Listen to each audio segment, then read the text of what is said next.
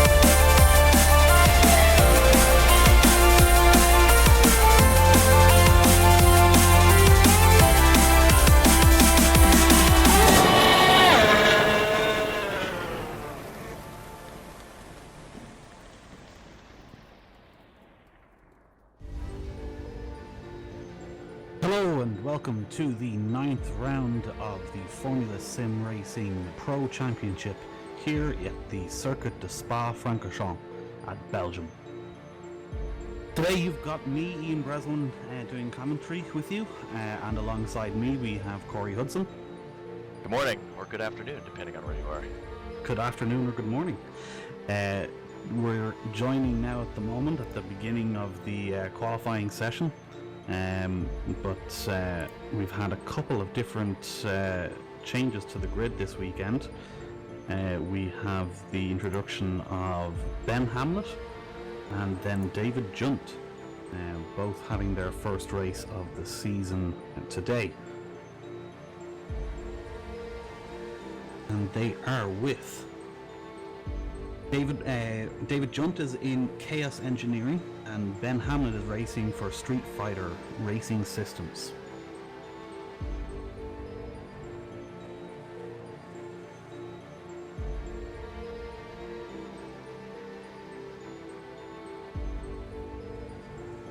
Yeah, looking forward to this one, Ian.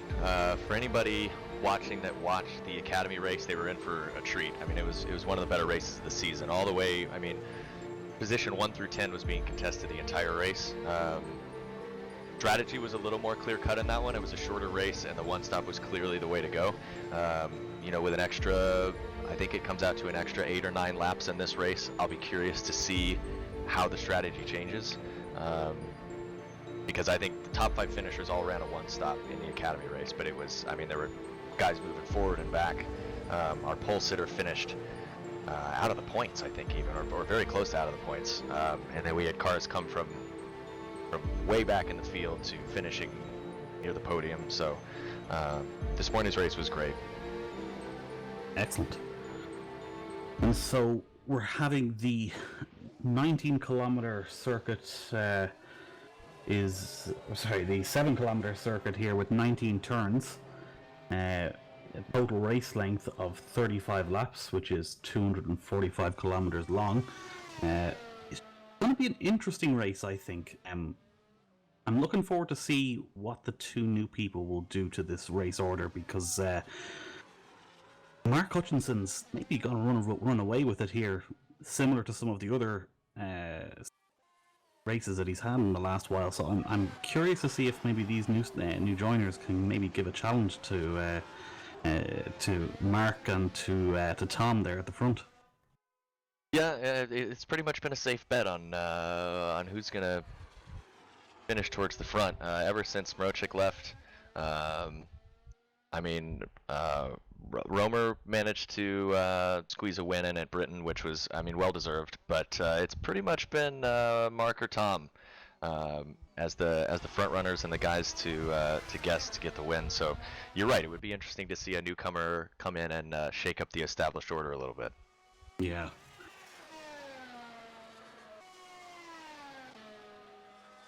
Looking down a little bit further down the order to see kind of maybe who might be of challenge.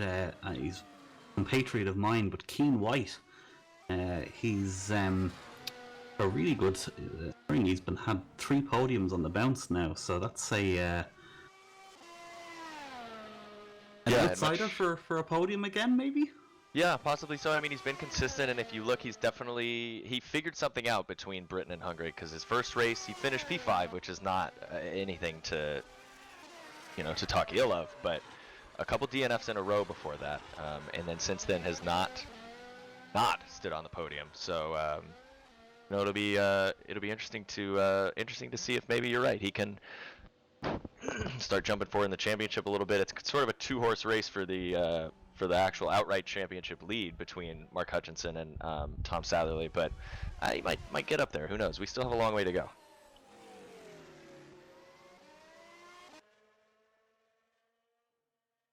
Out there at the moment.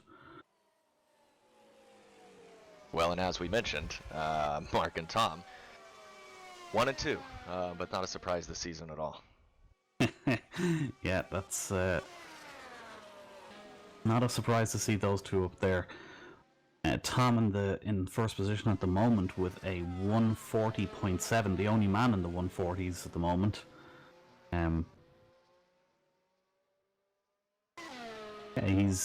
He's out on the track again at the moment, so he's obviously eager to improve that. Mark out on track as well at the moment. Yeah, and I mean, it was only the banker lap, but 4/10 is or 3.5 tenths, I guess. It is a pretty significant margin, so I'm sure Mark will do his best to close the gap. But that's I mean, as a driver, you even if it is just a banker lap, you look at that, and that's a daunting amount of time that he needs to find. It really is. Having a focus in on Tom Satherley here now at the moment, who's starting his lap. I do just want to make a correction about something that we spoke about just there. Oh no. Teammate got him. Did he get in the way, or did he? I think they were trying to be a little cheeky there and get a toe down the straight, and they got it wrong. That's we'll see what his sector time looks like when he comes across, but that I think that hurt Tom a lot more than it helped him. I think they mistimed that just ever so slightly. Quite unfortunate. But just to correct something that I said earlier on about Keen White, he doesn't seem to be on the grid today. Well, if you look, sorry to interrupt you, Hutchinson, they got it right, as he gets a tow almost all the way down the straight from his teammate. That's perfect. So they timed it right. Unfortunately for Tom, they got it a little bit wrong, and they closed it faster than they thought. Tom is making his way through now, coming into the last sector.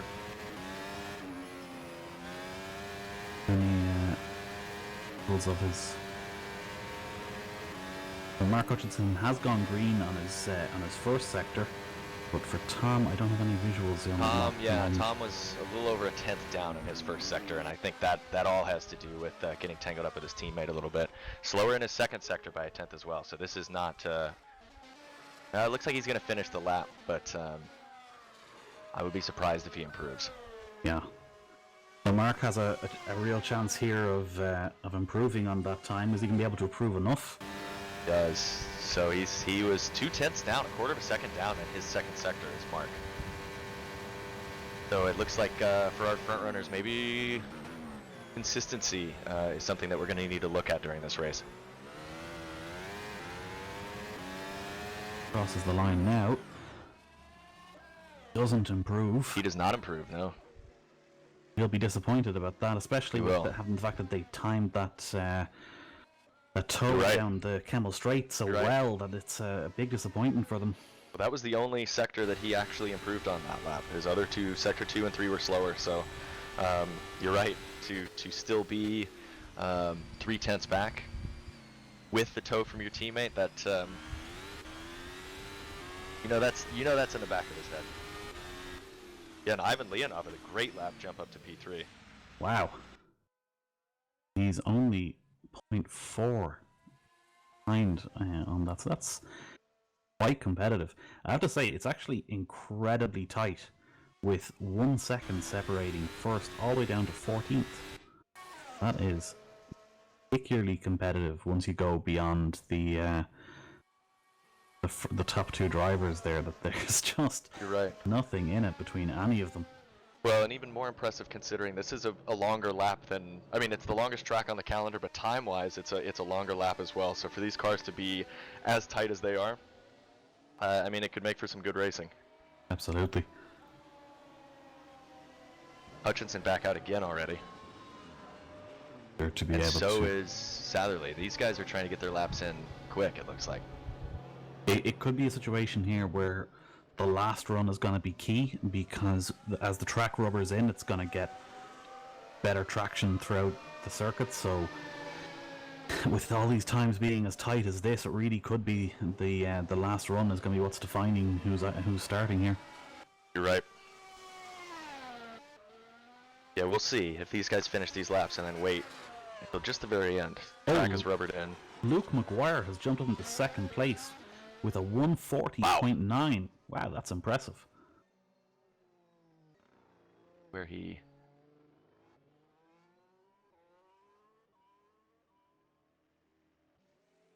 And Kostas Galamantas has actually jumped up into fourth place as well now.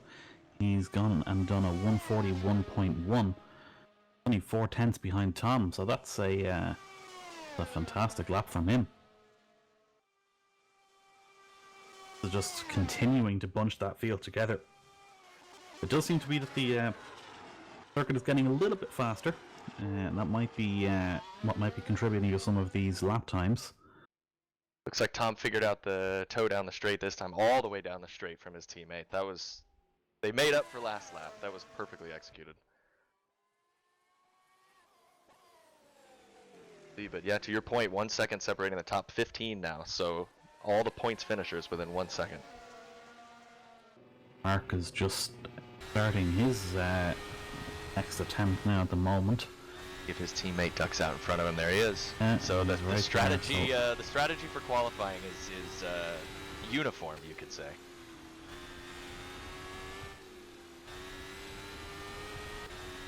They happen to pull it off well again. He's getting that toe all the way down the straight, so that's worked out well for him as well. So we're going to see comparable laps here this time between Tom and Mark Hutchinson. And that did, Mark Hutchinson is a 10th up on his previous best first sector. Thomas Vack has now jumped up into third with a 141.1. That is... These times are tumbling. They really are. Tom improves. Oh, and that's a 140.6. That's a... You wanna look at it this way. Remove Tom, and the rest of the field is very, very close. Yeah, Tom really is having a little bit of a masterclass session here. So we'll see. The only concern that raises for me then is his setup dialed in a little too much to hot lap, and will it affect his race pace at all? I'm not saying that it will, but it's something to look out for. If your car is that fast on a single lap, will it hold up? How will it be to the tires? How will it be on temperatures? We'll see. Mark Hutchinson now coming around the final turn. Cross the line, and does he improve his time? He does not, but he runs purple in the third sector. Oh, that's disappointing for Mark. Will be very annoyed with himself. He's made one mistake there apparently on that lap, so that's going to be running out of attempts now. He's only got one more attempt left now before he can try and close that gap to Tom. But going back to what you were saying there a moment, Corey, I mean, you just before we went on air, we were talking about the wear rate from the Academy race earlier on. We were. So yeah, for anyone that watched the first race, you would know that the Ultra Softs wore pretty quickly. I mean, drivers were able to stretch them longer than we expected, but pace really started to fall around lap 5 or 6, and we had drivers stretch them as long as 9 and 10 laps. So we'll see. But for these front runners, yeah, how is that gonna how is that wear going to impact, and what are the strategy calls going to be, especially if you've got a car that's, you know, quick on a single lap and shreds the tires apart. Costas Galamantas has put in a second place time of a 140.9 as well, so 3 drivers now into the 140s, but Tom's still in a league of his own up there with his 140.6. I am quite concerned for Tom as well. I'm hoping that this is genuine pace and that the car hasn't been, as you say, dialed into a little bit more of a one hot lap style setup, and that he's got the pace for the long runs. But it's certainly just looking at this. It seems like the car is built to go fast. And right, Luke, so we'll Luke see. McGuire then has gone second place as well now with a 140.8.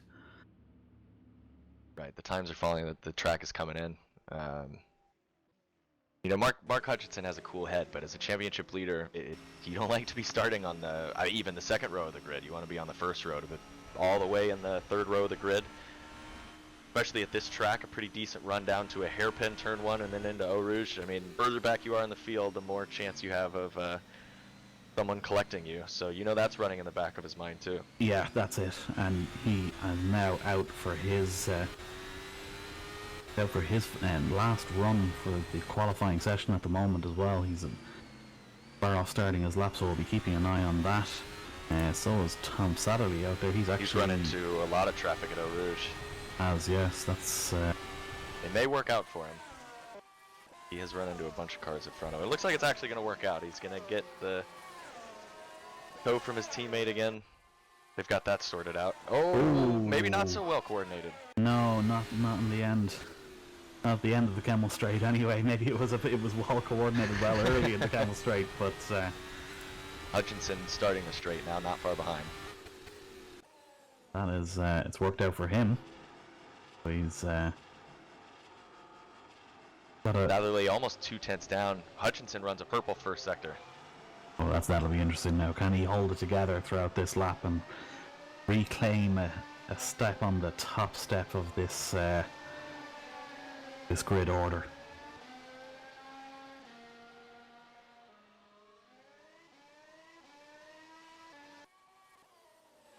What else have we got down here? Just looking further down the order at the moment. Of Ivan Leonov down in 9th.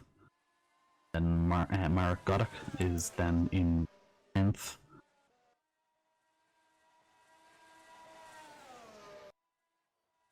And one of our new entrants, David Junt, is running, unfortunately for him, right at the back at the moment. Hasn't been able to put a lap together to really challenge for the running order of everybody else. Yeah. Unfortunate for him, but also not a surprise. Sorry, Hutchinson's about to cross the line. We'll see if he's currently sitting P7. That's not where he wants to be. Ooh, that's what I call close. Second place for Mark there at the moment with a 140.7. Only known for a dramatic flair. He wanted to leave us on the edge of our seats, I guess. And Tom wasn't able to improve on his last run there. So at least from the top 2 guys at the moment, that's all she wrote. Is there anybody else who's? So we'll see. It looks like Costas, maybe. Yep, he's starting his flying lap now. Yeah. So we'll see. We've also still got Tom Oldenmenger to do a run left, I think. He's in the pits. He's not going to make it out. We are almost out of time. We are 5 seconds from the end. So who else? Bach managed to get across. Yeah. Emilio is on a enough. Gallon Amatis manages to do at the end of the first sector here. If he improves, he goes green. Good sign for him. And threatening to get up onto that podium position. That's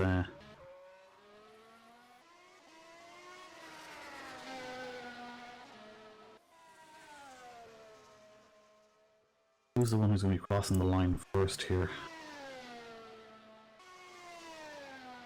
Romer Tissing is going to be the first one to cross the line. Is approaching bus stop now. He improves. Not. Doesn't, I'm afraid now. So 13th position for him at the moment.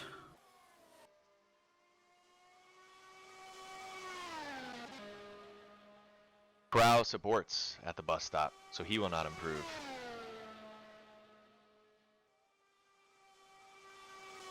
Like Leonov in the bus stop now. Batch has done a purple middle sector. Wow. He's been on the edge of that third place position as well. Galamantis does improve, runs a purple final sector. That's an impressive the time. only man left on track, he crosses now. He doesn't improve for him, I'm He afraid. improves his time, but does not improve position, so he will be in 7th. So that was a very exciting. It was. It proved to be as exciting as I kind of thought it would be. So we have Tom Satterley be taking pole position, followed up then from Mark Hutchinson and Kostas Galamantis in third place. All of the top 4 drivers separated by only 2/10. That's gonna be a close race. That is gonna be a very close race. It will, and looking at the sector times, you can tell the strategies that teams.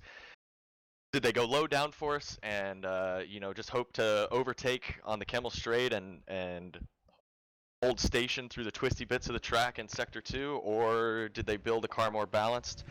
We saw a lot of that in the Academy race. Drivers really struggling to get past some of the faster straight line cars on the Kemmel Straight and being stuck behind them. So that sort of seemed like the way to go setup wise, low downforce, but we'll see. Again, it's a longer race. Tire wear is going to play into it more. So that's it from the qualifying session. Now we're going to take a quick break, and when we back, we'll be in the warm up for the main race feature. So don't go away.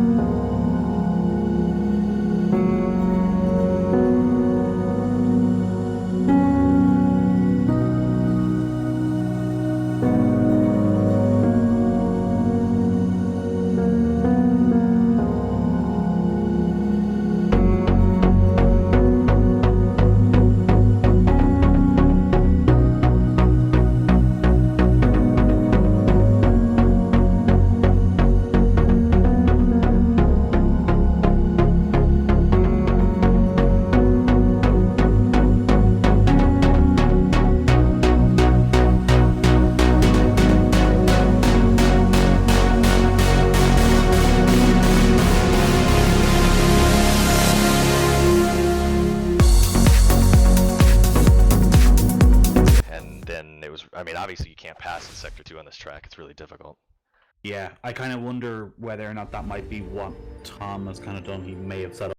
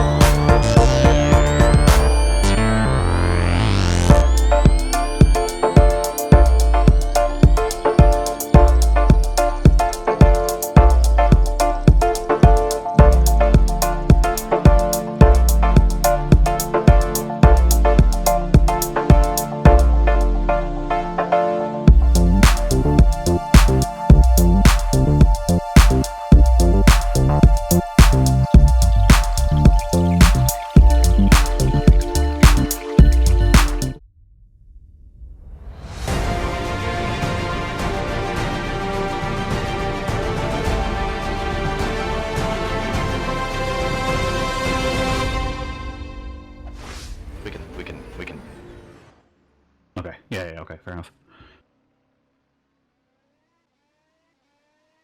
Welcome back.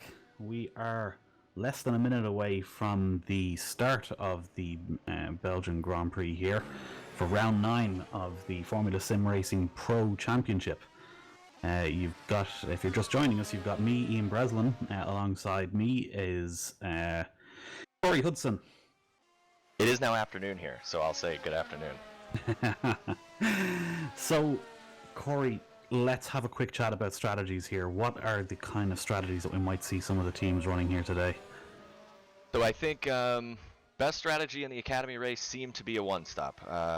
This race is 8 laps longer, but I expect some teams to attempt a one-stop with super softs and softs. Some may be very brave and try to do ultra soft, but I don't see that working out. The ultras tend to wear out pretty quickly after about 5, 6, 7 laps. If they want to run ultras, they can try a 2-stop. It wasn't as successful in the shorter Academy race, but with an extra 8 laps, I think there's potential, for a very fast car after a second stop to make a good finish. So we'll see. I really couldn't tell you what the best strategy is going to be. If I had to pick as a driver, I would want a one-stop. I don't want to stop and be stuck in traffic, but there's also no better feeling than being on fast, fresh tires at the end of the race. Very true. Very, very true. Now we're coming to the end of the warm-up period now, so the drivers will be going to grid very, very shortly. So if we have a quick look at the championship standings here just before the start of the race, Mark Hutchinson is quite clear at the moment here with 174 points, with Tom Satherley then with 146 points. And then our third place driver, who had been at one point our championship leader, David Mroczek, he's been promoted to the WC division, so we're unlikely to see him again here. So he is effectively a non-runner for the rest of the season, so he's effectively out. So Romer Tissing could at this stage leapfrog David here today if he gets a good enough result. The Constructors' Championship then, iSimRS team here at the moment with 301 points to Go Speed Racing with 250. Looking a little bit further down, then we have the HME Emilia SimSport team. It was close. You sound like me trying to do the driver rundown last race. With 112 points, and then they're the only real ones that could maybe possibly challenge Go Speed if something were to go wrong. But I think at this point, the Go Speed and iSimRS are probably the only two who have any real chance here of being in the top position. You're right. It pretty much is a 2-horse race for both the Drivers and Constructors Championships, but we still have, including this race, 6 races to go. So we will run down the order before we turn the lights out and get racing. P1, Tom Satherley with a fantastic lap, but Mark Hutchinson, P2, managed to bring it together at the very end. So our championship leaders right next to each other. We'll see if they get elbows out into turn 1. P3, Gallon and Mattis and Luke McGuire. On the third row, we have Victor Ivanov and P6 Tom Oldenmenger. Next row, Thomas Vach and Luca Emilio. Rounding out the top 10, we have Ivan Leonov and Marek Godek. Starting the second half of our field, Philip Kraus and Arif Roslin. Mentioned earlier, doing the running down the standings, we have Romer Tissing in P13. If he wants to leapfrog into P3 in the championship, he has some work to do today, starting in P13, and then Bogdanov is alongside him. Cameron Rogers starts P15, Ben Hamlet alongside of him, our newcomer. Christian Lazaro is alongside our other newcomer, David Junt, and Coleman rounds out the runners in P19.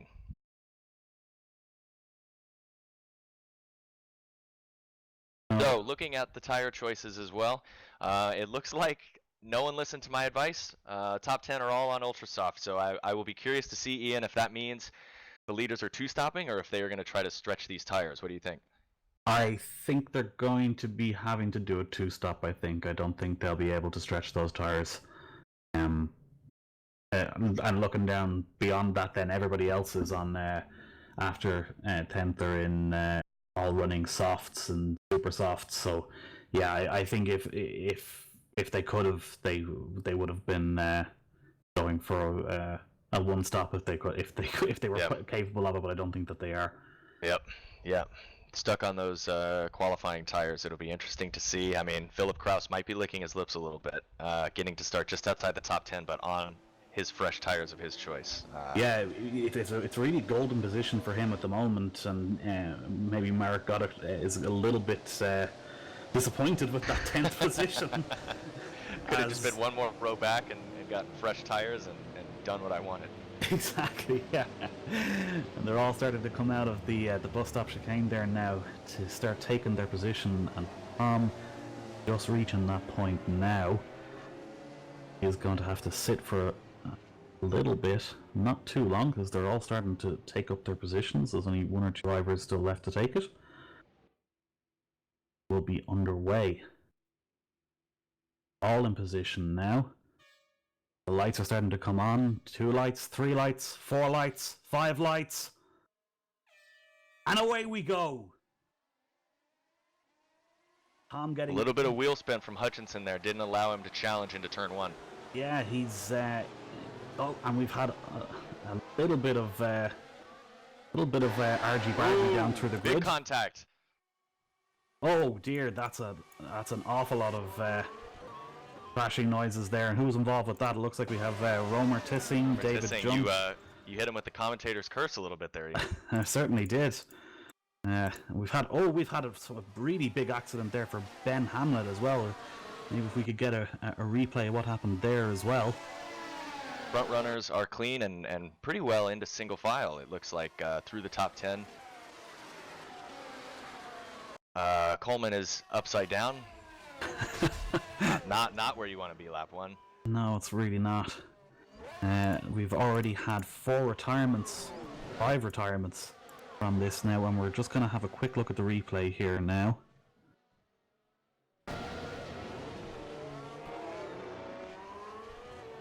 A lot of lap 1 bumping shoulders together.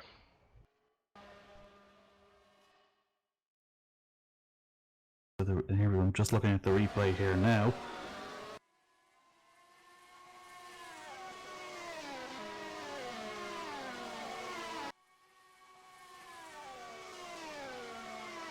So it was really small contact, really, that was the cause of a lot of big that. Contact. Yeah, it was quite big, but it was. I'm talking live, Ian. Oh. Bach and Gallimanis. Bach's going to be out of this race. Oh yes, he's lost a wheel. Oh, that's awful.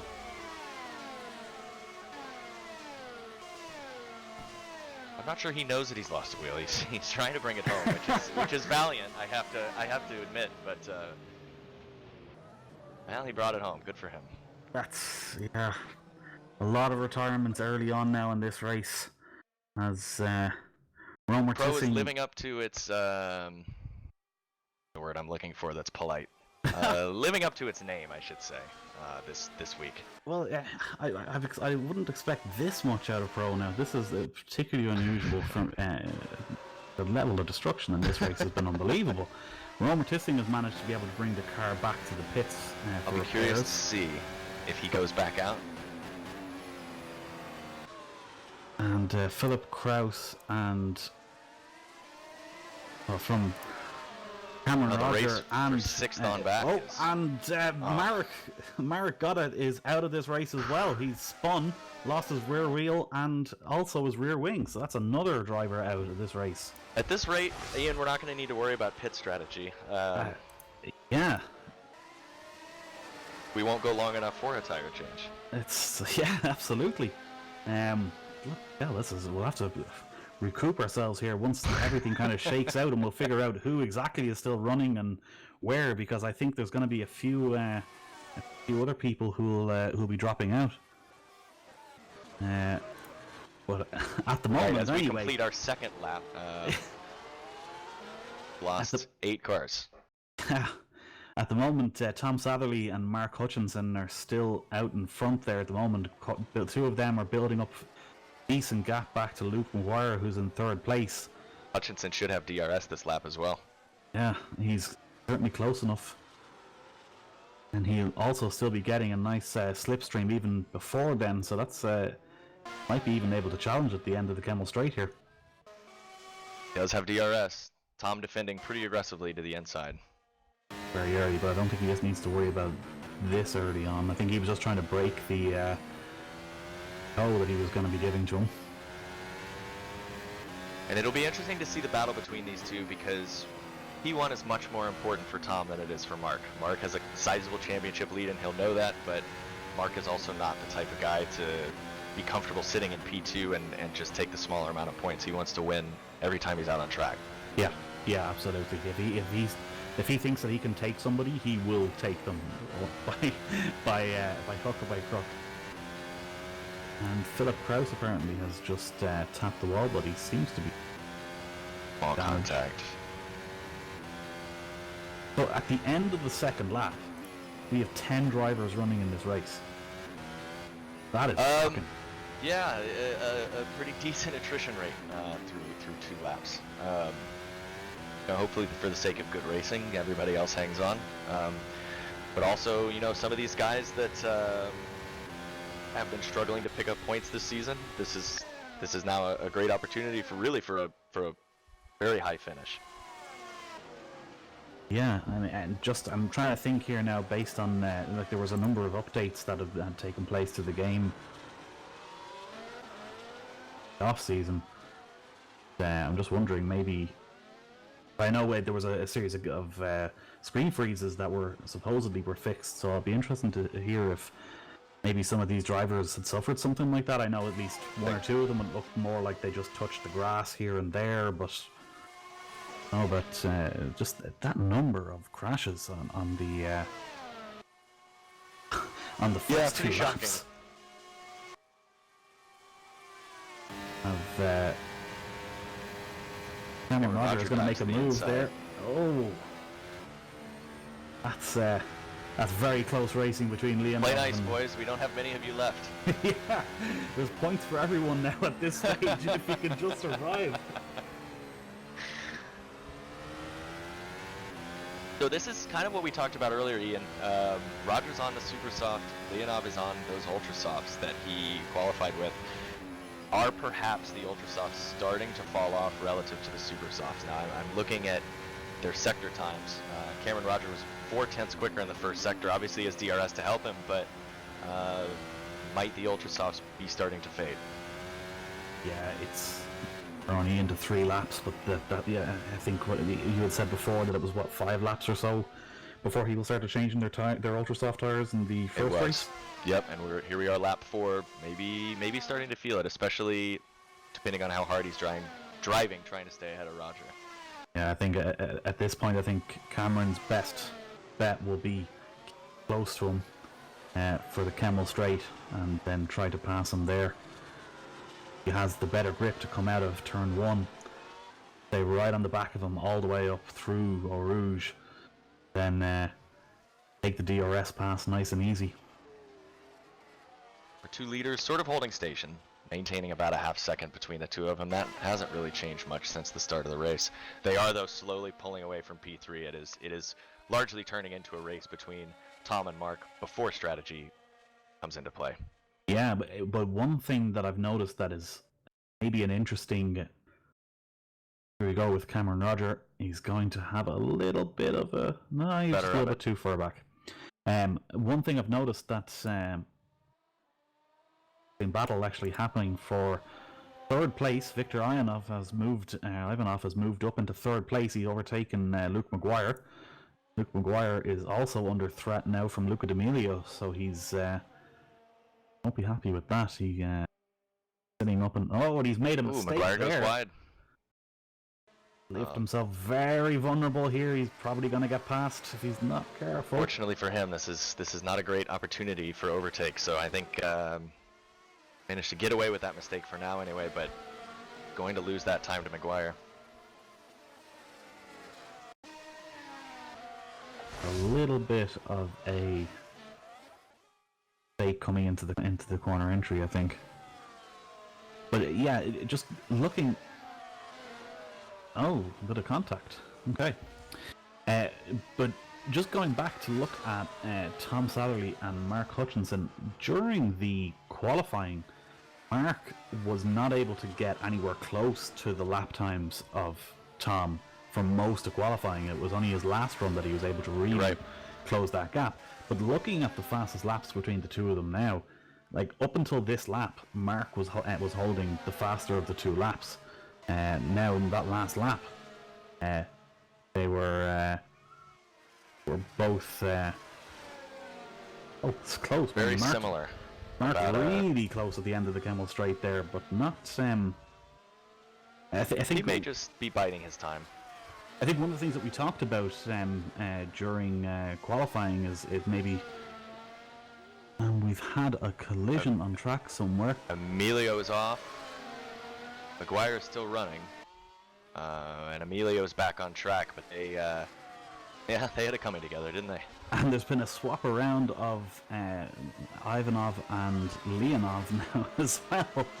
So it's it's a little bit all over the place at the moment. And these guys are getting their elbows out this morning. Yeah, no one's really settled into position yet at this stage early. So I think you might be right in that a lot of people are struggling on their tires. So it'll be interesting to see when they start making their pit stops. It should be any lap from now, really, if they were doing a 2-stop for the super soft guys, or the ultra soft guys. If not, I need to go a little bit longer on these tires. Right. And a lot easier said than done. I mean, once they start to go, even Hutchinson, they're getting a little squirrely out of the bus stop. You know, if you're looking at a 2-stop, expecting probably to stop around lap 7 or 8, that's when these tires are really struggling. And Cameron Roger is looking to make a move on Leonov, and he's got it done. So Cameron is moving up into 4th position, and Leonov apparently had a lag spike. Yeah, just looking at the lap times in the middle of the field, Roger is definitely the fastest among them, and I think that really probably is up to the tire choice, that the ultras are starting to fade, and his fresher super softs are putting him in the right place. But as I say that, Leonov goes right by him. It's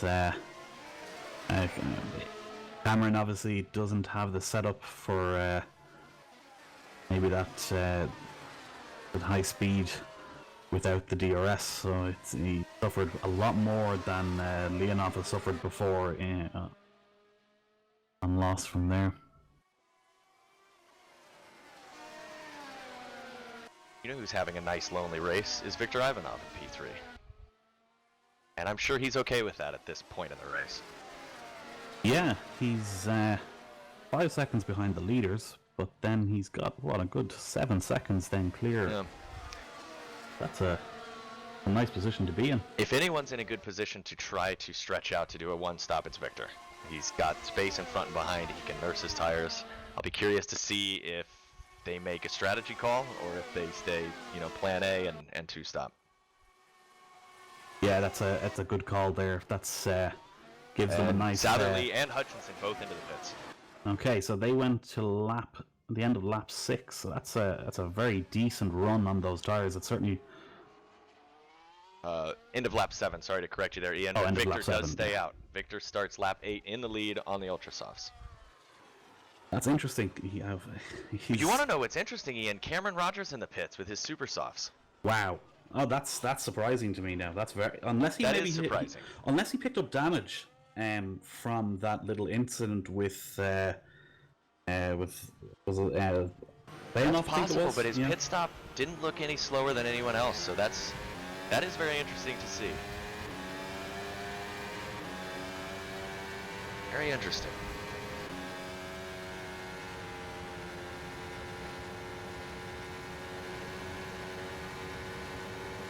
we'll see if these cars in front of Tom and Mark interfere with him anyway. Emilio's the next one, and he's 4 seconds clear, and I would imagine stopping soon on those Warn Ultra Softs.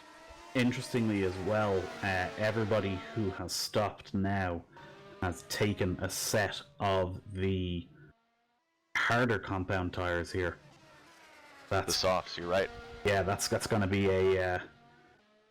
I think that's probably going to be maybe stretched into a 1. Possibly. The soft was definitely the tire to be on in the Academy race. All of the front runners finished on the soft tire. I think it was P6 was the first driver, like we talked about, that did not finish on the soft tires. I don't know. I think that's a long way to stretch a set of tires, but we'll see. And only time will tell. So our current race leader, Victor Ivanov, is coming into the pits now. So Emilio is in behind him as well. So I think those are the only 2 we had left on Ultra Softs. So we will have no drivers left on the Ultra Softs. Yeah. Yeah. So that's it's making it's going to make it easy enough for us at this stage of the race. Everybody is going to be on the soft compound tires except for Philip Kraus, who hasn't stopped yet, and David Junt, who also hasn't stopped yet. Oh, he hasn't. You're right. Oh. Okay. Well, so much for getting to speculate about strategy together, Ian. That was. I mean, we still could be in a situation where people are going to maybe try to make a switch at the end of the race, maybe putting on a set of ultra softs. I mean, it kind of depends on if you find yourself stuck behind other drivers and you can't get past them. Maybe it is a better option to go and just stick on the ultra soft, and maybe then you could close the gap and overtake with a faster set of compound tires. But you're right. Be interesting to see. It'll be interesting to see. I mean, traditionally, this circuit really isn't. It's not a circuit for problems overtaking because of that long Kemmel straight and the DRS the whole way down. You can usually get a pass made through there, but sometimes strategy calls like that can make it interesting anyway if you really haven't got the legs and the horsepower to kind of get you past there. Ivanov is making a nice move there on David Junt, who's on the theoretically faster compound tires, but they're also a lot more worn than Ivanov on his fresh tires. It looks like Kraus and Junt are the only ones that are trying to stretch, so possibly a one stop from them. They're still out on the super soft. I'm still. I mean, I'm sure Cameron Roger has a plan. He's done this a while, but I'm still pretty baffled by that call to stop with everyone else. I mean, he'd have clear track on a relatively new set of super soft tires. I mean, I think they were 7 or 8 laps old, so not new, but certainly not worn. Yeah, maybe they were concerned with their wear that maybe they wouldn't be able to do that, but I don't know. It doesn't make a huge amount of sense to me either at the moment, but they've obviously got a lot more data in front of them at the moment. They do, of course, and the team of engineers can see a lot more than we can in the broadcast booth. But my question then is, why would you not just start on the ultra softs as well, so you have that speed? Yeah.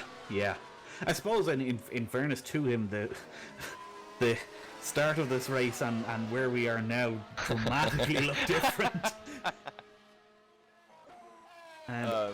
So yeah, it looks like Tom and Mark cleared Philip Kraus. Not too tricky. I would be very surprised if Kraus put his elbows out with that one. Wouldn't make sense. Yeah, it really doesn't. Tom and Mark are just really in a class of their own here today. They're close with each other, but no one else can keep up with them at all. Nearest person who's on track, the effective third place position, is Victor Ivanov. Philip Kraus, who hasn't stopped yet, who's stopping now actually. So Victor Ivanov is 10 seconds behind Mark and Tom at the moment. David Yoon is in as well. So that's obviously those soft tires just aren't giving anybody really a huge advantage. Yep, Kraus is onto the soft. Will we have every car in the race on the same set of tires? I think that's what we're headed towards. Yeah, I really think so. I don't think anybody's getting any kind of competitive advantage out of it. Yep, yeah. And units onto the soft. Okay, so we have an old school Formula 1 race on our hands now. Who needs different compounds of tires? Bernie Eccleston doesn't know anything. Though I guess he's on a yacht somewhere with girls a quarter his age, so I don't know who I am to question Bernie. I yield to Bernie's his superior knowledge of life. He's certainly winning at it compared to me, that's for sure. That was a very professional way to put that. Oh. It's interesting though, out of the drivers who are running after, where are we, 11 laps, 36 seconds separate first from last place driver at the moment. And when I say last place, not only is it last place in the points, it's last place entirely running on the track at the moment. So, correct, in P10. Yes. So, yeah. Interesting as they start their next lap. Mark, 6/10 back, within striking distance. I think Mark may be content to just sit in Tom Sadler's mirrors here and maybe just wait for a mistake, or cooler heads prevail like we talked about. He knows that he has a significant lead and really no need to make a silly mistake trying to take the win. Yeah, I mean, that's probably his best call at this point. Like, doesn't seem to have the horsepower at the end of the Kemmel Straight to be able to get past. He gets very, very close, but just not close enough to be able to stick a wheel up the inside before the end of the braking sector. So it's gotta wait for that mistake and capitalize on it. And the problem for Mark as well is that there's a lot of places that you can make mistakes around the track and not get punished by it, because there's a lot of tight twisting. Yeah, we did actually. Yeah, you're right.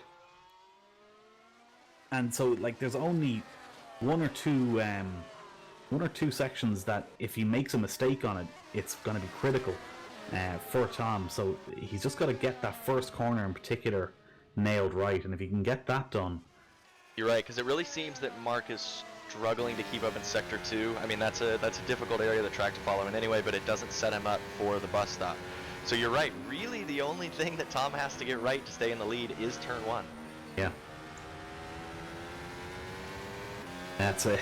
And Mark at the moment knows that that's where the situation is as well. So I can tell you, knowing Mark, frustration levels will be growing high at this point. Well, you were at one time a team boss for him and me. We were on the same team, but as you can imagine, Mark was driver number 1 on that team. Yeah, Mark has. He's a guy who gets into a car very quickly and gets used to that car, and he doesn't like when feels like there's nothing that he can do in that situation to improve it. Right. And I'm sure right now he's trying to think, is there anything that I can do here to get past him? And he'll be thinking about strategy, he'll be thinking about anything else. And because that's at the moment, I wouldn't be surprised if Philip Kraus has come into the pits. I wonder if there was contact or... Yeah. I think did he have a drive-through for something? I don't think he stopped. Yeah, he had a drive-through penalty there. Yeah, that's what was there. So yeah, okay. Yeah, I can tell you one thing, Ian. I would not want to be Mark Hutchinson's race engineer right now. Yes, there will be furious calculations being made right now about maybe later on making a stop and switching to maybe the soft tires. But I mean, just looking from that earlier point in the race where we had the other drivers who were on the soft Pen tires, they only got maybe 8 laps at most that were really super. Not even that, they weren't even given massively good lap times. There was only a couple of laps where they were particularly faster than the ultra softs. So is there even a strategy call that they might be able to do? Well, that's the thing. I guess they could pit early, but there's you're just introducing risk at that point. I mean, I think they will. Well, no, they won't, because Victor Ivanov is hanging on. I was going to say they may pull away far enough that he's a free pit stop, but Victor Ivanov is there, and yeah, Mark's clearly faster than he is, but not significantly so. I mean, we're 14 laps into the race, and he's still within 10 seconds, so it wouldn't be a guaranteed overtake. So they're really, yeah, it's sort of, you can do all the maths that you want, but I think in this race, just the way the strategy's panning out, you're going to have to beat the car on track. Yeah. I think that's his only real option, and he'll be disappointed by that, because it looks like, unless, as we spoke about earlier, unless Tom can make that mistake in turn 1, I'm not sure that he's going to be able to do anything to close that gap. No, and Tom knows that as well, so... The only other thing that could be happening here now is that Mark is saving his tires. No, I think that's very possible. I think that's very possible. That like we said, Mark knows that there's really nothing he can do strategy-wise. He just waits for the mistake, saves his tires until the end, knowing that Tom is having to push behind, and maybe the race comes back to him. I will be curious to see, when it comes time, if they don't stretch it into a one-stop, does the undercut happen? And that's sort of who blinks first, really. Yeah. Yeah, it'll be interesting to see. But right now, I mean, they're both consistent, and Mark has really made other than pulling out so that Tom sees him in his mirrors, really made no attempt to make a move. Though he is pretty close. He's really close here. This is a real opportunity for Mark right now. If he can keep it through Eau Rouge now, close. Easier said than done. Yeah, half a chance. See, this is the closest he's been in a long time. It is, and he's actually has a chance. He's pulling out, but no, he's just that. He was close enough that Tom couldn't go all the way out to proper corner entry, though. So yeah. I think what he was hoping to do there was to force Tom into just making a little bit of an error and maybe running a little bit deep. But no, Tom was... he had that recovered. I think Tom kind of knew early on what was happening there, that yes, Mark was going to be closer than he had been before, but he was probably just that little bit too far back to be able to make a move. Yeah, you're right. He has been doing a lot of that. I think his mind games, as Mark does, flashing the car in the mirrors, just making sure Tom knows he's there. I think he's pretty content to just sit. Trying to look back in the field. Yeah. To see kind of maybe what's going on there. And there's still one or two other battles that are close on track at the moment. The first being Ivan Leonov and Cameron Roger. They're only separated by about a second or so. Then Luca D'Amelio just behind them. Mark, mistake in the bus stop. Yeah. Oh, you talk about not wanting to be Mark's race engineer. Now is not the time to be Mark Hutchinson's race engineer. Well, let's see how he's able to, and if he's able to close up that gap, because up until now he's had the benefit of the tow in the first 2 laps and then the DRS the rest of the time. So this will be interesting to see if he can start to close up that gap back again. That will be really telling, actually. Does he have the pace, or was he just staying in line because of the DRS and biding his time? So, all right, thank you, Mark. We have something to watch now. That was nice of you, man. Oh, he's gonna be furious too. I've never met a guy that can drive so frustrated and not make mistakes, though. I will say that about Mark. Yes. He's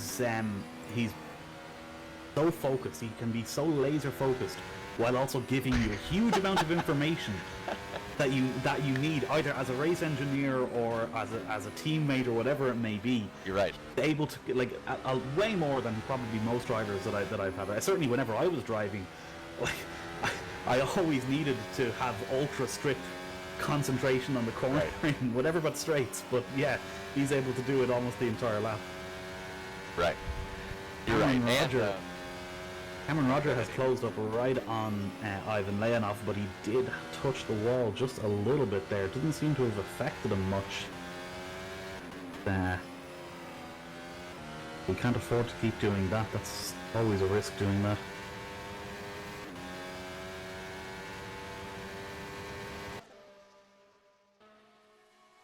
So gap at the start of the lap after mistake was 2.3. It's now 1.9. So Mark Hutchinson 0.6 faster. No, I'm sorry. I can't read numbers. 0.4 faster than the last lap. That's interesting. So Mark Hutchinson, at least in that one lap, was 0.4 faster than Tom. So he definitely has the pace. So I wonder now that he and his engineer know that, if his engineer tells Mark, get after it, get past Tom, we can pull a gap. And then the strategy call is ours, instead of having to just mirror whatever Satherley does. Yeah, and that is interesting, because like that makes me think that he has actually been saving those tires, because that is, I was not expecting him. Yeah, I was not expecting him to be able to close that gap by 0.4. The Cameron Roger now is right closed up there on Ivan Leonov, but again he's now into the section of the track where no overtaking opportunity really through this section, so he'll probably need to bide his time and try again at the Camel Straight. He's all over the back of Leonov at this point of the race though, so you kind of feel like there's an inevitability about this. You're right, I'm just looking at their sector times. Yeah, it looks like Leonov much faster in Sector 2 than Roger is. So Roger gets right up to him at the end of the straight, just isn't quite close enough. But don't forget about Luca Emilio behind him. He's taking advantage of these guys battling and has caught right up.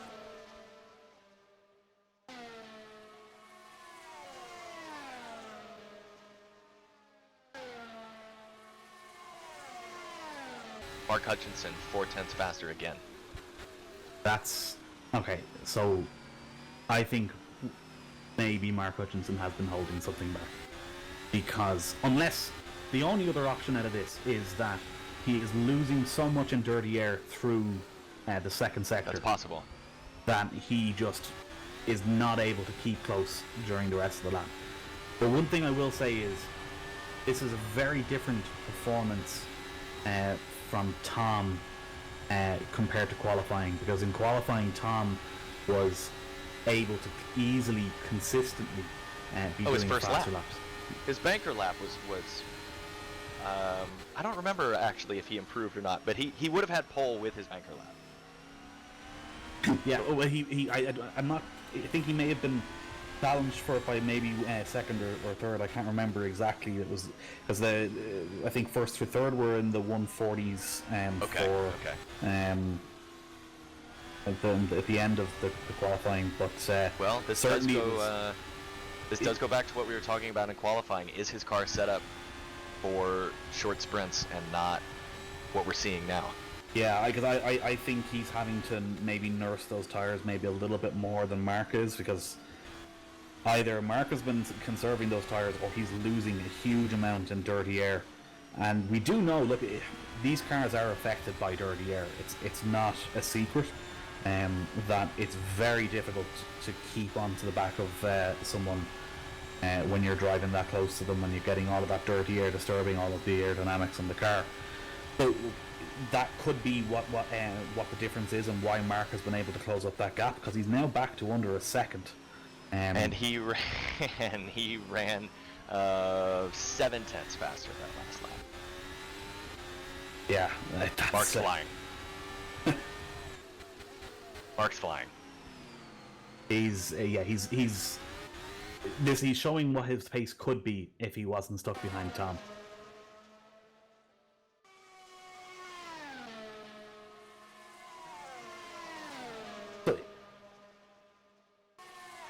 So looking back a little bit further, Luca D'Amelio in 7th position is looking to challenge Cameron Roger, and he's not going to just challenge, he's actually going to take the position. Job done. So after several laps with Cameron trying to make the move on Victor or Ivan Levinov. Luca D'Amelio said, "No, I'm not having that. Let I've me had have a enough go." waiting around. It's my turn to have a shot. And then he just shows him exactly how it's done. Want to give a shout out to Victor Ivanov again. He's just there. Probably enjoying it, to be honest. I mean, it's fun to race, but when you're racing in a championship where points matter, it is also nice to have that day where you get to just do your thing. No one messes with you. You're safe. Yeah, especially when it's in a podium position. You're just sitting there and you're thinking, I've got this. I've got a gap in front. I've got a gap behind. This is just me. I just need to bring it home.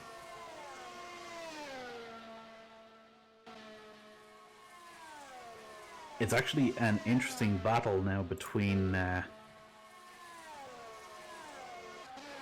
three cars of Ivan Leonov, Luca D'Amelio, and Cameron Roger.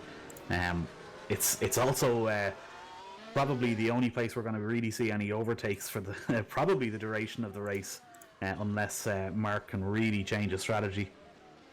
Want to look at his lap time again? 3/10 quicker that lap. So Mark definitely has the pace as it stands right now. So now that he's closed up, he's back in DRS. Does his engineer egg him on to make the overtake and try to pull away? Because that took him, what, 4 laps to make up for that mistake? Maybe a little longer than that. I don't remember when he had his little wiggle. The problem is as well is that he's limited in what he can do with strategy. Because even if he goes for a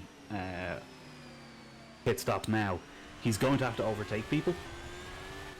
And in that situation, you could lose a lot of time behind them and lose any chance of the race win here today. You're right, because looking at the gaps, I mean, he would be stuck behind Victor like we talked about, and Victor is really holding station with these guys. So Victor's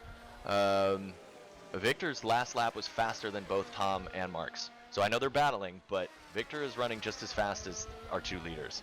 So you're right, coming out of the pits behind Ivanov would not be ideal for Mark as far as challenging for the lead. So, oh, they're both in. Interesting. Now, have they made the same strategy call? I expect them to be on softs again. Yeah, I mean... That's what they've done about 15 laps, a little less than that. But yeah, there's no way they go anything other than... I would be shocked if they go anything other than softs. I'm literally holding my breath now. I know. Okay, Both so... softs, yep. Okay, Yeah. so we have now just a race to the end. That's We'll interesting, see what Victor though. Ivanov does, though. He's only 9 seconds back after stops. So does he... There's no way he stretches these tires this long, but does he stretch them long enough to put Ultra Softs on? Cameron Roger is limping into the pits. He's lost his front wing. Don't know what happened there. And in, well, our leaders news, D'Amelio has split the front runners. Oh, Mark won't be happy about that. So Mark has work to do. Tom will be exceedingly happy that his Yes, he will. teammate has been able to do that. Yes, he will. And you're right. D'Amelio will be doing...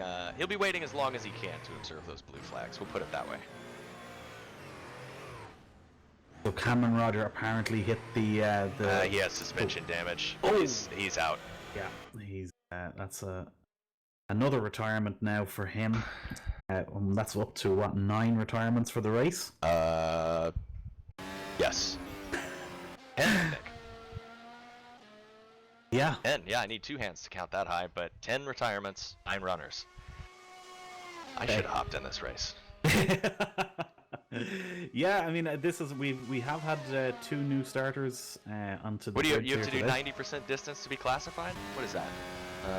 32 laps.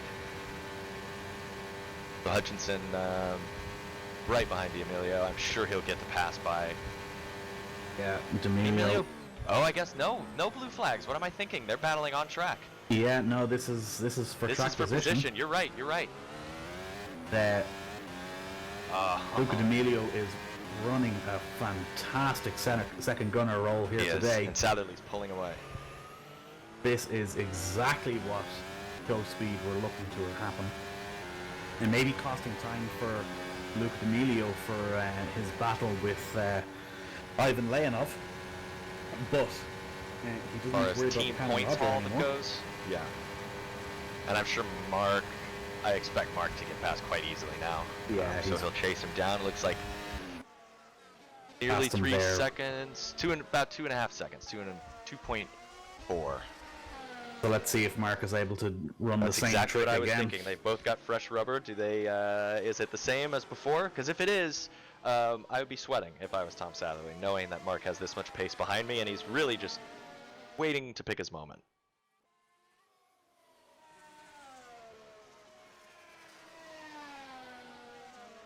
So who is left to stop then? Is there anybody who has stopped?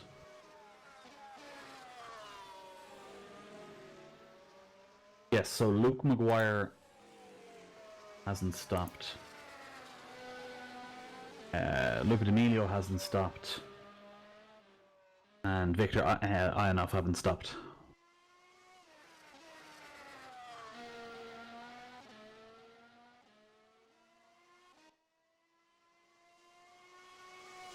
Does mean that it's going to be there's a possibility, I suppose, for Luke McGuire to be able to close up onto Victor Ionov, but You're right. it's a big ask. It's what?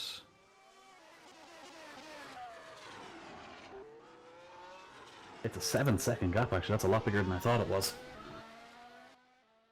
Yeah, that's a big ask for Luke McGuire to be able to do, but I mean, look, it's possible. But I mean, Victor has been He's been consistent. He has been extraordinarily consistent. He's been running at pretty much the same pace as Tom Satherley. The only difference has been that in the earlier race, Tom was able to stretch out that gap. But once the kind of the wear got on, I think actually it may have only been since they've been on the softs. I'm not sure that Victor was able to just maintain that gap at a static But we point. talked about it earlier. The soft is in the Academy race anyway, was the tire to be on. Just looking at the gaps for the leaders, Mark Hutchinson, purple lap and 0.6 faster than Tom Satherley last lap. So it seems at the moment Mark still has the pace that he did before. So that again begs the question. We've talked about it at length, but does Mark Hutchinson have the better race setup and Tom Satherley the better qualifying setup? Yeah, it's definitely it definitely has that feel to it because Tom is just starting to close that gap progressively again. We've seen him doing it twice now, not even just once. Yeah, it's. I don't want to say Mark is toying with Tom. He's not doing that. He's just being very patient. He's waiting for his opportunity. He knows that, we're only 2/3 of the way through this race. No point in throwing away a huge points haul now, trying to battle for a lead when you really are under no pressure from behind. Yeah, it's at this stage. It's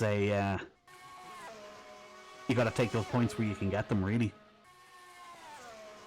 Right, and he has such a huge lead in the championship standings, even if he doesn't get past Tom Satherley. I'm gonna do some math real quick and see. This is dangerous, what I'm about to do, but I'm gonna do some math. Bit of quick maths. Exactly. That's 3 quick maths. Looking Okay, further. I just wanted to see, this is obviously, no way this is how it shakes out in real life. But if Tom was to finish P1 and Mark was to finish P2 every race the end of the season, Tom actually would beat Mark, but it would be close. So Mark's not the type of guy either to just sit and be content with P2. Mark isn't a Nico Rosberg, put it that way.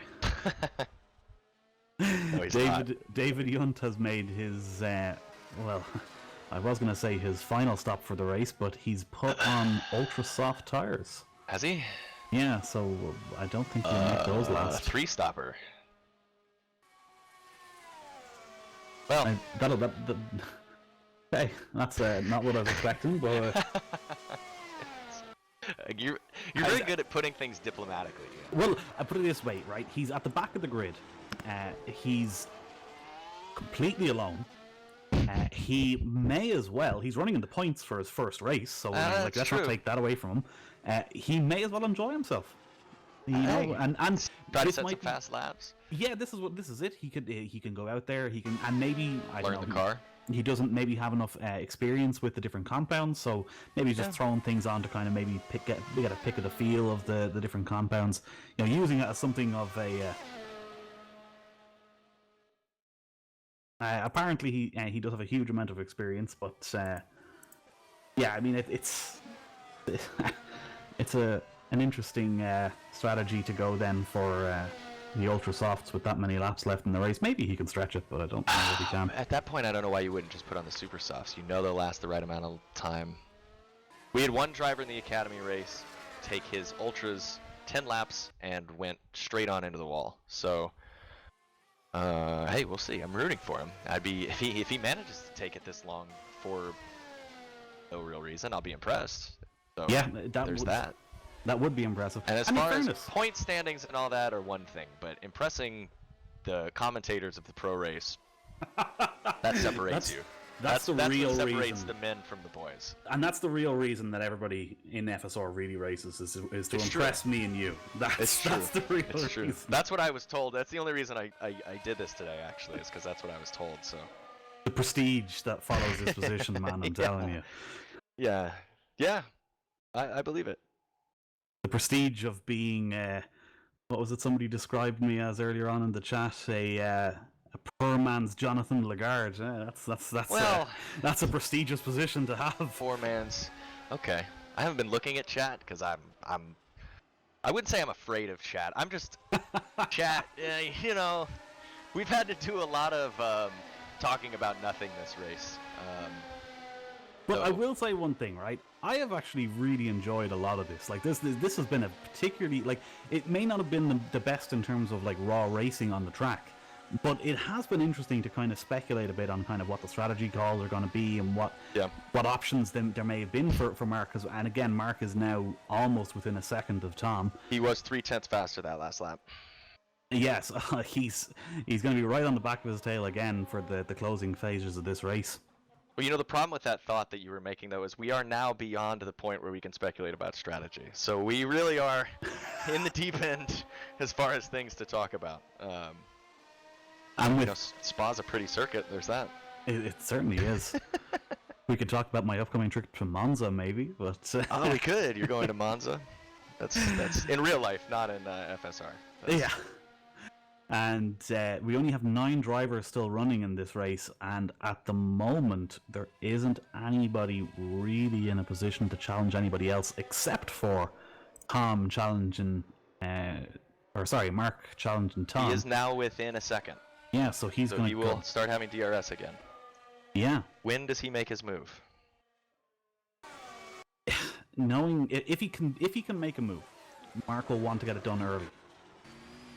But I think what Mark will probably be faced with at this point is conserving the tyres all the way up until Tom has his tyres at the worst possible condition, and then trying to make a move for it.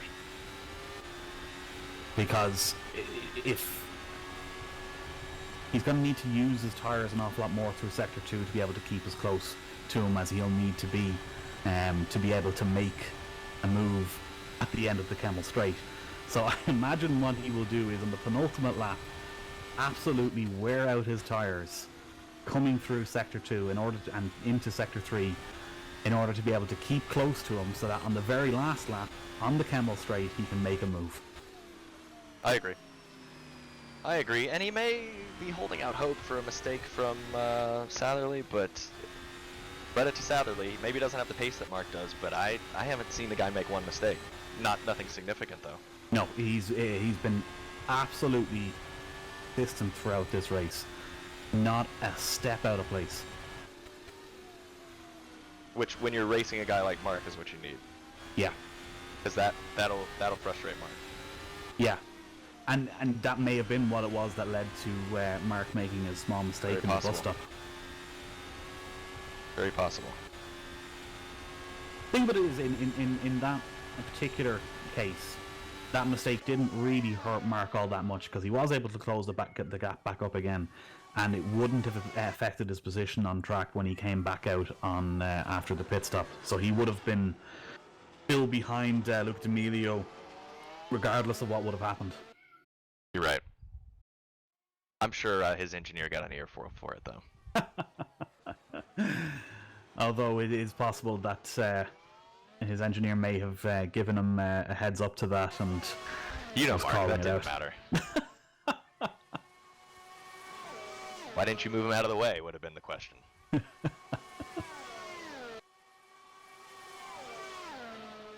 Yeah, still I think too far back to make a move, but was again just over 2/10 faster that last lap, so he's it's really just whenever Mark wants to make a move is what happens next. Yeah, and again, he's able to get phenomenally close at the end of the Camel Straight, but then what we're going to see now through the rest of Sector 2 is that he's just going to fall that little bit further back. Right. Not what he needs.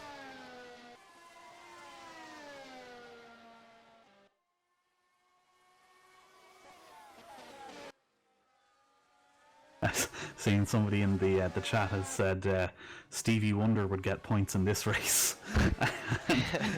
Given that we have 9 drivers running out of a start of 19 drivers, I can't really dispute that at the moment. That's what I'm saying, man. I've been considering coming back to FSR just for fun. I should have done it this week. Yeah.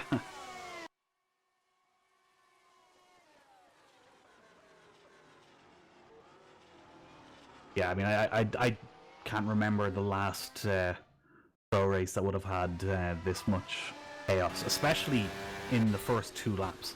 Those 2 Well, laps. and it's not normally a traditional circuit like that where this happens. Like the Singapore race, always a disaster. Melbourne, just like anywhere there are walls close. But this isn't a track that normally you would expect. Yeah, there'll be something on lap 1, and that did take a lot of cars, but not a. I don't know, it's not a car killer. I mean, we say that, but... And if we look at historical examples of lap 1 carnage, that holds probably the Formula 1 record of first lap disasters. Chaos. Yeah. 1998 saw what it was close to more than half the grid involved in an accident. So that was a particular. No, it did give us one of the best commentator sound bites of all time. Yeah. And are you talking about Murray Walker on David Coulthard and Michael Schumacher? Yeah. Oh God! Yeah, that was particularly. Oh, I've never seen anything like it. He's going straight to the stewards. No, he's not. Yeah, nothing quite that dramatic in this race. That is the shame with virtual online racing, is we can't watch the drivers fight each other after an incident. I know that when I drove in 16 and 17, I wanted to, and people probably wanted to fight me at some points too, and so probably a good thing. Our race director this afternoon, Matt Tuson, and I got into it once or twice when we used to race in what was then called Pro, is now called Academy. But shout out to Matty, P5 in Academy today. It was a good result. Yeah, that was a great result for him.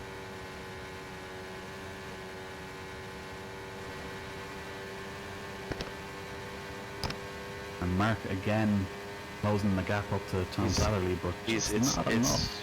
Just about every lap, it's just about a half second that he's behind when he starts on the straight. So he's gonna have to find some pace in Sector 3 to be close enough to make this overtake. Yeah, I mean, realistically, like he needs to be within maybe 3/10 when he's at the bottom of Eau Rouge, but right. I don't know if he's going to be able to make that work. And Tom ran a green Sector 1, so Tom is doing what he needs to do in Sector 1 to make sure that Mark doesn't get the... Because even with DRS, Mark was only about a 1/10.5 faster in Sector 1 than Tom was. You consider you're starting a half second back. That's not nearly enough. Yeah. Just looking a little bit further down the order, looking at Ivan Leonov and Luca D'Amelio, who are running in 5th and 6th. Luca D'Amelio closing that gap 2.5 seconds now, but he is he's a little bit faster than Ivan Leonov, so maybe we could see a bit of an attack before the end of this race. 4 laps left in this race now, so we're really starting to get into the final stages, and there's not very many places on track where there could be action. No, the battle for 4, 5, and 6 isn't over, but they're all separated by at least 2 seconds. So Hutchinson is closer this time down the straight than he has been in a while. Does he make his move here? Oh, he's going to be able to make a move, all right. Yeah, he's coming out, and he's actually in the lead at the moment. Can he hold it? Oh, he made it before the turn in. Can he hold it through the chicane? Fantastic move. That was a fantastic move by Mark Hutchinson. That was absolutely phenomenal. And look at the gap he's already pulled. He's already 4 or 5 car lengths ahead. That is incredible. And that's what we were talking about earlier on, that Mark just has this pace that was available to him this race, but he was not able to unleash it unless he was a little bit of a gap between him and Tom. And now at this point, just being out in front of Tom, he is pulled away massively. Even in Sector 2 here. Wait and see until he gets into the like we talked about, he needed to figure out Sector 3, so he had a quick Sector 1. That was a purple Sector 1 from Mark there. So he made his move when he knew he had the advantage. Yeah. And he had that pace stored up ready to go. Let's see in Sector 2 how much faster he was. Oh, 8/10 faster in Sector 2. Oh. So, I think Tom is not going to be able to have an answer to that now. I think, unfortunately for Tom, I think second position is what he's going to have to settle for. Yep. Mark just needs to keep it clean. I mean, he's made a couple mistakes this race. He needs to just keep it clean, but Sector 3 here as well. He's already a second ahead of another Tom. 10th taken from Tom in Sector 3. He's already clear. Well, we'll see the DRS detection point, whether Tom has DRS or not, but he may have overtaken and gotten out of DRS range in a single lap. That will show you exactly where the pace of Mark Hutchinson is. Let's see, does his flap open? No DRS for Tom. Wow, that is incredible. Just to tell you, looking at lap times, Mark Hutchinson obviously set a purple lap, 1.5 seconds faster on that lap than Tom. Well, you kind of wonder whether or not Tom has had the legs on those tires, because that is not the pace that we saw from Tom in the qualifying. So he must really be struggling with those tires. And earlier on we were talking about Ivan Leonov and Luca D'Amelio. The gap now stands at only 1.2 seconds, so we're definitely going to see a battle between those two. Right, everybody else. Kraus is in again for some more ultrasonics. So that's something.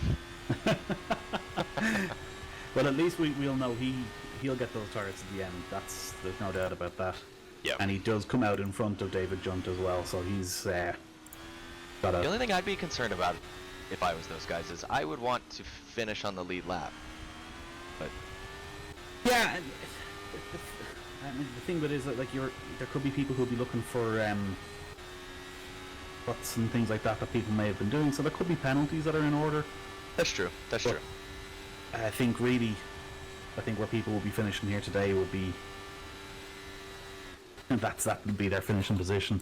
And I don't even think that we're going to see, unless, well, in fairness, Leonov and D'Amelio possibly, because D'Amelio is closing that gap. It is now 0.8 of a second into turn 1, so some DRS here for D'Amelio with three laps left. So something may happen there, but Mark Hutchinson's in a class of his own today. Yeah, he really is. It's been a phenomenal show. That, like, the patience that he had as well, because you could tell that was bothering him. Luca D'Amelio now is actually in DRS range for Ivan Leonov now, so got another 2 laps to go, I think, at this point. To be able to make it work. 2 full laps after this, correct. Yeah, so, man, that's probably going to be where he's going to get by, is on the Kemmel straight. He's closed that gap quick. If we look, he was a half second faster last lap, so we'll see. I mean, yeah, you're right. There really is. It seemed like with this spec of car and these tires, there's really only been one place to overtake on this track. So we'll see if Leonov can hold him off 2 more times. But yeah, D'Amelio's got the pace for sure. I think as well, if David Junt doesn't actually stop on this lap, I think you're right. I think everybody's going to finish on the lead lap. That in and of itself is impressive. It really is.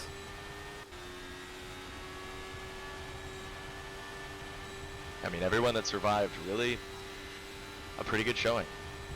Yeah, it's actually been a very impressive race from everybody who is actually still running, because like there hasn't been that many mistakes. They've been clean. They've been consistent. Like there hasn't been. Like, if you look at maybe some of the other divisions, you might see kind of spins out here and there. So we'll watch now. Sorry to interrupt you there, Ian. Into Eau Rouge go Leonov and D'Amelio. Emilio was faster that last lap again, and he's very close to Eau Rouge. I think he's even going to be a start this move before the DRS is open. Yep. I think that one was pretty tidy, neat and done.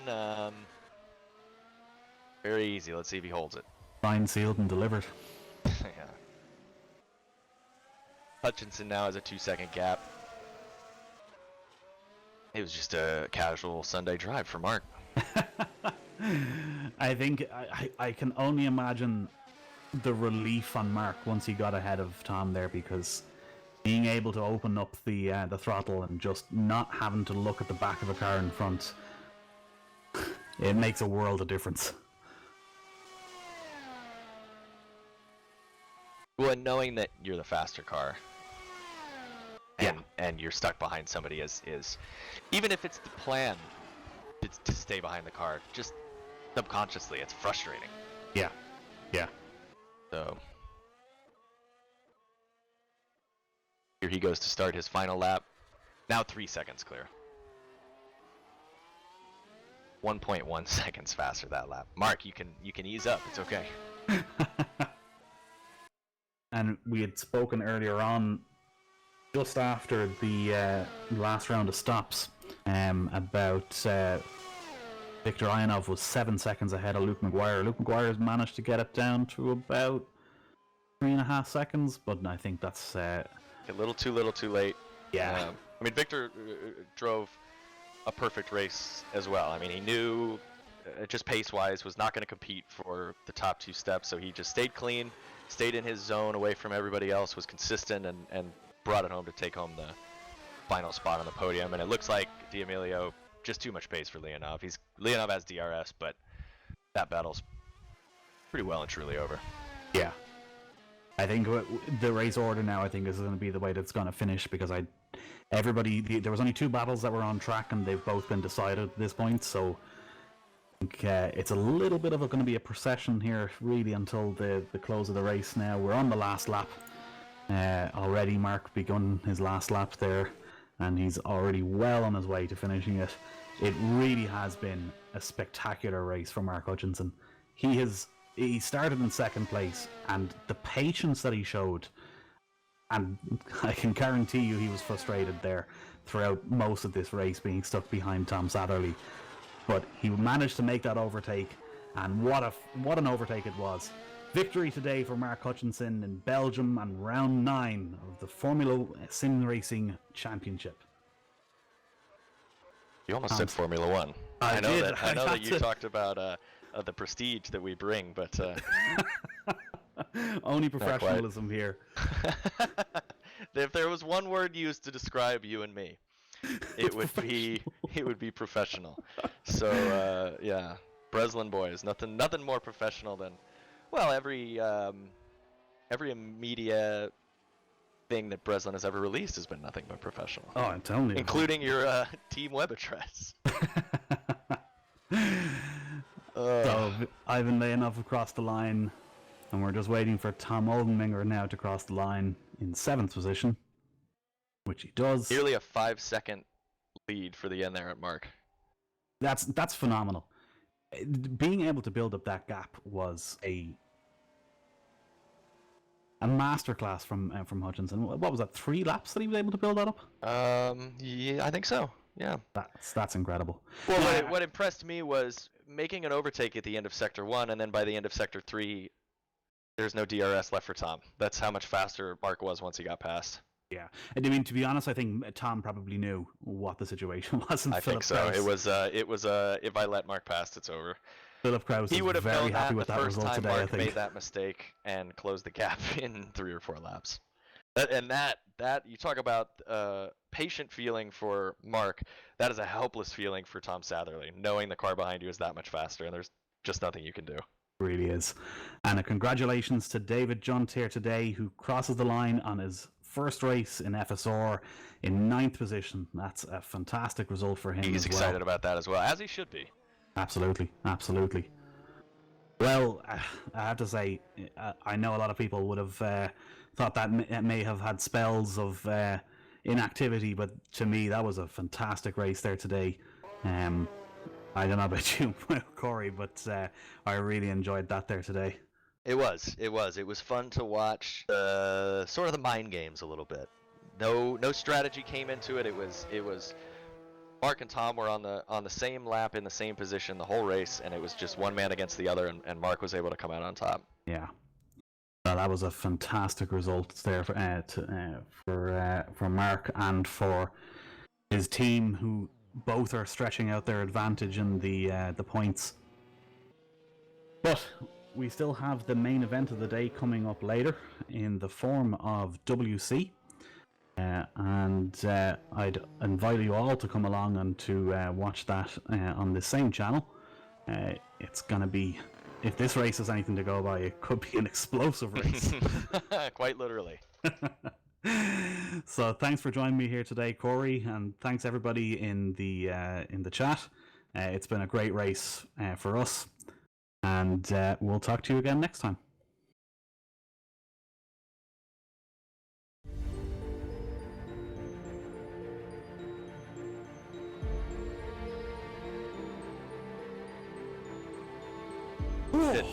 It did. Good work, Matt. Good work, Ian. That was savage.